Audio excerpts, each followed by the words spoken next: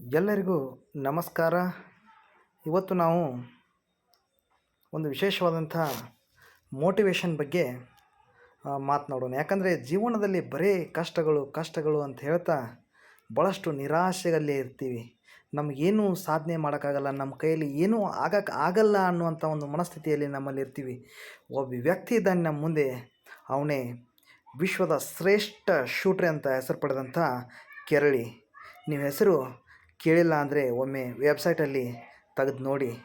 ಎಂಥ ಒಬ್ಬ ಕ್ರೀಡಾಪಟು ಅಂದರೆ ಅವನು ಒಂದು ಗುರಿ ಇಟ್ಕೊಂಡಿರ್ತಾನೆ. ಎಂಥ ಗುರಿ ಅಂದರೆ ವಿಶ್ವದ ಶ್ರೇಷ್ಠವಾದಂಥ ಒಂದು ಕ್ರೀಡಾಕೂಟ ಅಂದರೆ ಅದು ಒಲಂಪಿಕ್ಸ್. ಆ ಒಲಂಪಿಕ್ಸ್ನಲ್ಲಿ ಅವನು ಗೋಲ್ಡ್ ಮೆಡಲ್ ಗೆಲ್ಲೇಬೇಕನ್ನುವಂಥ ಒಂದು ಏನಪ್ಪ ಅಂದ್ರೆ ಒಂದು ಗುರಿ ಇರುತ್ತೆ. ಆದರೆ ಈ ಒಂದು 1938ರಲ್ಲಿ ಅವನು ಒಬ್ಬ ಸೈನಿಕ ಆಗಿರೋದ್ರಿಂದ ಆ ಕೇರಳಿ ಒಮ್ಮೆ ಅಭ್ಯಾಸ ಮಾಡತಕ್ಕಂಥ ಸಂದರ್ಭದಲ್ಲಿ ಒಂದು ಗ್ರೆನೇಡ್ ಸಿಡಿದು ಅವನ ಒಂದು ಮುಖ್ಯವಾದಂಥ ಕೈ ಬಲಗೈ ಏನಾಗ್ಬಿಡ್ತಂದ್ರೆ ಪೂರ ಛಿದ್ರ ಆಗಿರ್ತದೆ. ಅವನನ್ನು ಹೋಗಿ ಹಾಸ್ಪಿಟಲಲ್ಲಿ ಅಡ್ಮಿಟ್ ಮಾಡ್ತಾರೆ. ಅಡ್ಮಿಟ್ ಮಾಡಿದ ನಂತರ ಅವನಿಗೆ 2-3 ದಿನಗಳ ನಂತರ ಅವನಿಗೆ ಆ ಒಂದು ಕೋಮಾ ಸ್ಥಿತಿಯಿಂದ ಬರ್ತಾ ಅವನು ಎಲ್ಲಿ ಮಲಗಿದ್ದೇನೆ ಅನ್ನೋದು ಸಹ ಅರಿವಿರೋದಿಲ್ಲ.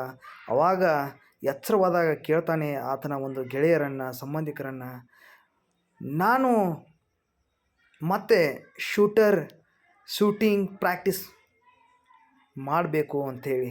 ಅವಾಗ ಎಲ್ಲರೂ ಒಂದು ಕ್ಷಣ ಗಾಬರಿಗೊಳಗಾಗ್ತಾರೆ, ಭಾಳ ನಗ್ತಾರೆ, ಒಂದಷ್ಟು ಅಪಹಾಸ್ಯ ಮಾಡ್ತಾರೆ. ಏನು ನಿಂದು ಒಂದು ಮೇನ್ ಇರ್ತಕ್ಕಂಥ ಮುಖ್ಯವಾದಂಥ ಒಂದು ಬಲಗೈ ಹೋಗಿದೆ, ಇನ್ನೇನು ನಿನ್ನ ಕಡೆ ಸಾಧ್ಯ ಅನ್ನುವಂಥ ಕುಹಕದ ಮಾತುಗಳನ್ನು ಆಡ್ತಾರೆ. ಆನಂತರ ಭಾಳಷ್ಟು ದಿನಗಳ ನಂತರ ಒಂದಷ್ಟು ಆರಾಮಾಗ್ತಾನೆ. ಅವನು ಆರಾಮಾಗಿ ಮತ್ತೆ ತನ್ನ ಎಡಗೈಯಿಂದ ಪ್ರಾಕ್ಟೀಸನ್ನು ಸ್ಟಾರ್ಟ್ ಮಾಡ್ತಾನೆ, ಶೂಟಿಂಗ್ ಪ್ರಾಕ್ಟೀಸನ್ನು. ಆನಂತರ ಎಡಗೈಯಿಂದ ಇಷ್ಟು ಪ್ರಾವೀಣ್ಯತೆಯನ್ನು ಗಳಿಸ್ತಾನೆ. ಅವನು ರಾಷ್ಟ್ರೀಯ ಮಟ್ಟದಲ್ಲಿ ಇರತಕ್ಕಂಥ ಎಲ್ಲ ಶೂಟಿಂಗ್ ಸ್ಪರ್ಧೆಗಳಲ್ಲಿ ಗೋಲ್ಡ್ ಮೆಡಲ್ಗಳನ್ನು, ಬಂಗಾರದ ಪದಕಗಳನ್ನು ಗೆಲ್ಲುವುದರೊಂದಿಗೆ ತನ್ನ ಸಾಮರ್ಥ್ಯ ಏನಂಥೇಳಿ ತೋರಿಸ್ಕೊಡ್ತಾನೆ. 1940ರಲ್ಲಿ ಏನು ಒಲಂಪಿಕ್ಸ್ ನಡಿಬೇಕಾಗಿರುತ್ತೆ, ಅದು ಕ್ಯಾನ್ಸಲ್ ಆಗುತ್ತೆ. ಬಟ್ ಅವನ ಹೋಪ್ ಏನಿರುತ್ತೆ ಅಂದ್ರೆ 1944ರ ಒಲಂಪಿಕ್ಸ್ ಕ್ರೀಡಾಕೂಟದತ್ತ ಇರ್ತದೆ. ಅವನಿಗೆ ಆಗ ಏನಾಗುತ್ತೆ ಅಂದರೆ ಆ ಒಂದು ಒಲಂಪಿಕ್ಸ್ನಲ್ಲಿ ಗೆಲ್ಲೇಬೇಕಂತಿರ್ತಾನೆ. ಆದರೆ ಏನೋ ಅವನ ದುರದೃಷ್ಟವಶಾತ್ ಅಂತ ಹೇಳ್ಬೋದು, ದುರ್ದೈವ ಅಂತ ಹೇಳ್ಬೋದು. ಯಾಕಂದರೆ ಅದು ಒಲಂಪಿಕ್ಸ್ ಏನಾಗುತ್ತೆ ಕ್ಯಾನ್ಸಲ್ ಆಗಿ ಹೋಗುತ್ತೆ. ಆದರೆ ಅವನು ತನ್ನ ಪ್ರಯತ್ನವನ್ನು ಬಿಡೋಂಗಿಲ್ಲ, ತನ್ನ ಆಶಾವಾದವನ್ನು ಬಿಡೋಂಗಿಲ್ಲ. ಏನು ಮಾಡ್ತಾನಂದರೆ 1948ರ ಒಲಂಪಿಕ್ಸ್ಗೆ ಕಾಯ್ತಾನೆ. ಎಲ್ಲ ಒಂದು ಸ್ಪರ್ಧೆಗಳಲ್ಲಿ ಭಾಗವಹಿಸ್ತಾನೆ. ಕೊನೆಗೂ ಆ ಒಂದು ಒಲಂಪಿಕ್ಸ್ ಕ್ರೀಡಾಕೂಟಕ್ಕೆ ಅರ್ಹತೆಯನ್ನು ಪಡಿತಾನೆ. ಆವಾಗ ಆ ಒಂದು 1948ರ ಒಲಂಪಿಕ್ಸ್ನಲ್ಲಿ ನೋಡಬೇಕು, ಈ ಒಂದು ಸ್ಪರ್ಧೆ ಒಂದು ಗ್ರೌಂಡ್ಗೆ, ಮೈದಾನಕ್ಕೆ ಆಗಮಿಸಿದಾಗ ಎಲ್ಲ ಜನ ಅಂತಾರೆ, ಏನಪ್ಪ ಇಂಥ ಒಂದು ವಯಸ್ಸಾದಂಥ ವ್ಯಕ್ತಿ. ಯಾಕಂದರೆ 1938 28 ವಯಸ್ಸಿನ ಕೆರಳಿ ಒಂದು 1948ಕ್ಕೆ 38 ವಯಸ್ಸಿನ ಒಬ್ಬ ವ್ಯಕ್ತಿಯಾಗಿರ್ತಾನೆ. ಆದರೆ ಅವನ ಜೊತೆಗೆ ಸ್ಪರ್ಧಿಸುವಂಥ ಭಾಳಷ್ಟು ಕ್ರೀಡಾಪಟುಗಳು, ಭಾಳಷ್ಟು ಯುವಕರು, ಭಾಳಷ್ಟು ತಾರುಣ್ಯತೆಯನ್ನು ತುಂಬಿ ತುಳುಕ್ತಂಥವರು. ಆದರೆ ನಮ್ಮ ಕೆರಳಿ ಪ್ರಯತ್ನವನ್ನು ಬಿಡೋಂಗಿಲ್ಲ. ಅವತ್ತಿನ ಸಂದರ್ಭದಲ್ಲಿ ಎಲ್ಲರೂ ಪ್ರೇಕ್ಷಕರನ್ನಾದಿಯಾಗಿ ಏನು ಮಾಡ್ತಾರಂದ್ರೆ ಅವನನ್ನು ಗೇಲಿ ಮಾಡ್ತಾರೆ. ಆದ್ರೆ ಈ ವ್ಯಕ್ತಿ ಆ ಒಂದು ಮಾತುಗಳಿಗೆ ತಲೆ ಕೊಡದೆ, ಕಿವಿ ಕೊಡದೆ ಅವನು ಆ ಒಲಂಪಿಕ್ಸ್ 1948ರ ಒಲಂಪಿಕ್ಸ್ನಲ್ಲಿ ಗೋಲ್ಡ್ ಮೆಡಲ್ ಗೆಲ್ತಾನೆ. ಇಡೀ ವಿಶ್ವವೇ ಅವನಿಗೆ ತಲೆಬಾಗುತ್ತೆ. ಏನು ಅವನಿಗೆ ಒಂದು ಹ್ಯಾಟ್ಸ್ ಆಫ್ ಹೇಳ್ಬೋದು. ಅಷ್ಟೇ ಅಲ್ಲ, ನೀವೆಲ್ಲರೂ ಕೇಳಿದರೆ ಒಂದು ಕ್ಷಣ ನಾವೆಲ್ಲರೂ ಆಶ್ಚರ್ಯಚಕಿತರಾಗ್ತೀವಿ. 1952ರ ಒಲಂಪಿಕ್ಸ್ಗೆ ಏನು ಮಾಡ್ತಾನಂದರೆ ಸ್ಪರ್ಧಿಸ್ತಾನೆ. ಅಲ್ಲೂ ಸಹ ಏನಪ್ಪ ಅಂದ್ರೆ ಅವನು ಬಂಗಾರದ ಪದಕವನ್ನು ಗೆಲ್ತಾನೆ.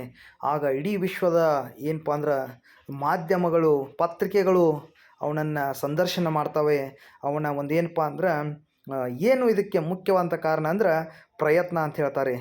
ಅವನು ಆಮೇಲೆ ಅವನಲ್ಲಿ ಸಾಧಿಸಬೇಕನ್ನೋಂಥ ಛಲ, ಇಟ್ಟಂಥ ಗುರಿಯೆಡೆಗೆ ಮುನ್ನುಗ್ಗುವಂಥ ಒಂದು ಏನಪ್ಪ ಅಂದ್ರೆ ವಿಶ್ವಾಸ, ಆತ್ಮವಿಶ್ವಾಸ, ಅದೇ ಕಾರಣ ಅಂತ ಹೇಳ್ತಾನೆ. ಹಾಗಾಗಿ ನಾವೆಲ್ಲರೂ ತಿಳ್ಕೊಳ್ಬೇಕು, ನಾವೇನೋ ಒಂದು ನಮ್ಮ ಜೀವನದಲ್ಲಿ ಕೆಟ್ಟ ಘಟನೆಯೂ, ಏನೋ ಒಂದು ಕೆಟ್ಟ ಸಂದರ್ಭ ಆಗಿ ಹೋಯ್ತಂದರೆ ಎಲ್ಲರೂ ನಿರಾಶೆಗೊಳಗಾಗಿ ಜೀವನವೇ ಅಂತ್ಯವಾಯಿತು ಅನ್ನುವಂಥ ಒಂದು ನಿರ್ಣಯಕ್ಕೆ ಬಂದುಬಿಡ್ತೀವಿ. ಗೆಳೆಯರೇ, ಇವತ್ತೆಲ್ಲ ನಾವು ಏನು ಮಾಡಬೇಕಿದೆ ಅಂದರೆ ಯಾವುದೋ ಒಂದು ಪರೀಕ್ಷೆಯಲ್ಲಿ, ಯಾವುದೋ ಒಂದು ಸ್ಪರ್ಧೆಯಲ್ಲಿ ನಮಗೆ ಸೋಲಾಗಬಹುದು. ಆ ಸೋಲನ್ನೇ ನಾವು ಏನು ಮಾಡಬಾರ್ದು, ಮನಸ್ಸಿನಲ್ಲಿಟ್ಟುಕೊಂಡು ನಮ್ಮ ಪ್ರಯತ್ನವನ್ನು ನಿಲ್ಲಿಸಬಾರ್ದು. ನಾವೆಲ್ಲರೂ ಮತ್ತೆ 100ಕ್ಕೆ 1000 ಪಟ್ಟು ಪ್ರಯತ್ನ, ಅಭ್ಯಾಸ, ಉತ್ತಮವಾದಂಥ ಗುರಿ ಹೊಂದಿದರೆ ನಾವು ಮುಂದಿನ ಜೀವನದಲ್ಲಿ ಖಂಡಿತವಾಗಿ ಯಶಸ್ಸನ್ನು ಪಡಿತೀವಿ ಅಂತ ಹೇಳ್ತಾ ನನ್ನ ಮಾತುಗಳಿಗೆ ವಿದಾಯ ಹೇಳ್ತೀನಿ. ಜೈ ಹಿಂದ್.